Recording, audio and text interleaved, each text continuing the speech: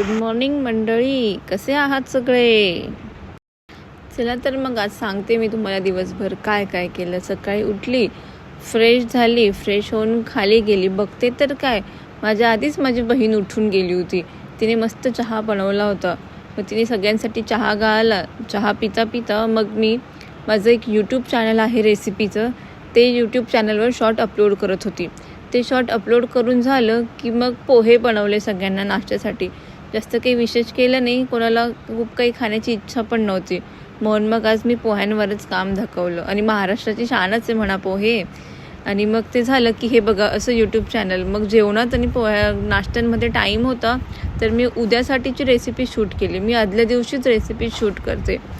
आणि मग recipe shoot करून झाल्यावर मी स्वयंपाकाच्या तयारीला लागली. स्वयंपाक झाला की मग दुपारच्या वेळी आम्ही पिक्चर बघितला, भूतनाथ. खूप वर्षांनी बघितला हो, खूप मस्त वाटलं. मग संध्याकाळचं सगळं आवरून रात्री